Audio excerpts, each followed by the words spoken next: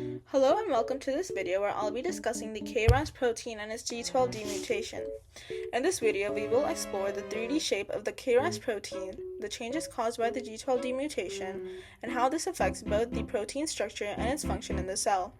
I'll also cover the limitations of this model and show how we can represent these features in a simplified way. Okay, so this is the model. We will get into the details a bit further down the video. But Kras, essentially, it's a globular protein, meaning its shape is compact and roughly spherical. It's designed to effectively carry out its role in cell signaling. To represent the shape, I've used yarn to create a flexible core structure surrounded by paper coils. So we can see the yarn right here, and then the paper coils are surrounding the yarn. Okay, so the coils represent the flexible regions of the Kras. These regions are important for its function. The spherical shape helps Kras interact with other molecules and perform its signaling tasks.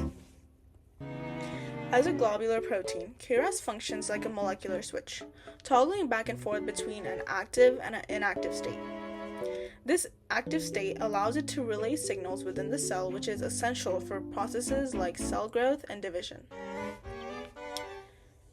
So, Kras doesn't form large complexes under normal conditions, but it does interact with other molecules like GTP and GDP. I've represented these interactions with the paper coils, and which shows how Kras binds to and hydrolyzes GTP to send signals.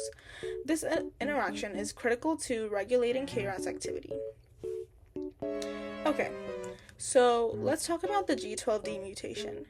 This mutation involves replacing glycine at position 12 with aspartic acid. As we can see right here, that is position 12, which is where the aspartic acid, which is a larger molecule, replaces glycine. Okay, so glycine essentially is a very small and neutral amino acid, while aspartic acid is larger and negatively charged. This change disrupts the protein structure at the active site, causing a local distortion. This larger aspartic acid side chain can form ionic bonds and prevent Kras from returning to its inactive state. As a result, this protein stays locked in its active form and constantly signals the cell for growth.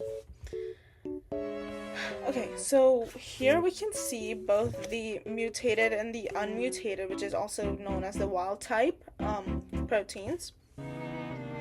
So on the right, the G12D mutation keeps Kras in the active state, which has serious implications, right?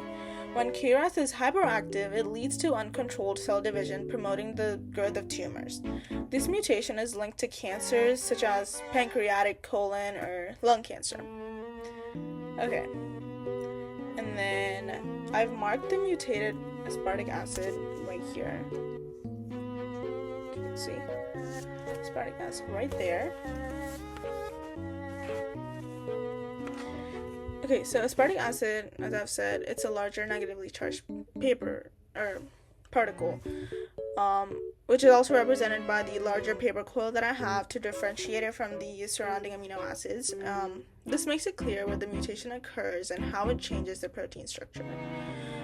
This change in size and charge from glycine to aspartic acid is key to understanding how the mutation alters the protein's behavior.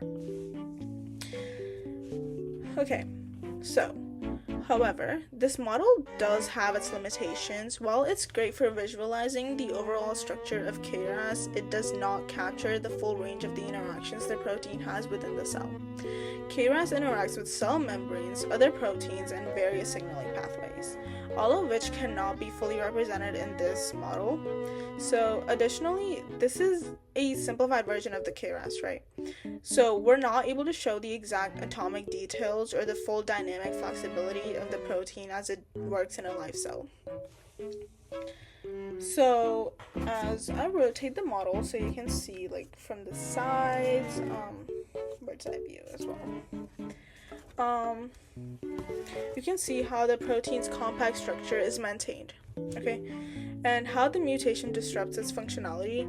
While this model helps us understand Kras' structure, right, Kras' structure, and the effects of the G12D mutation, there are still a lot more things happening in the cell which cannot fully be captured. Okay, so in conclusion, right, Kras is a crucial relay model in the cell, helping to control cell growth and division. The G12D mutation locks it in its active form, leading to uncontrolled signaling and contributing to cancer. While this model provides a useful representation of Kras's structure and functions, we must remember its limitations in stimulating the complex behavior of this protein in a real-life biological context. Thank you for watching.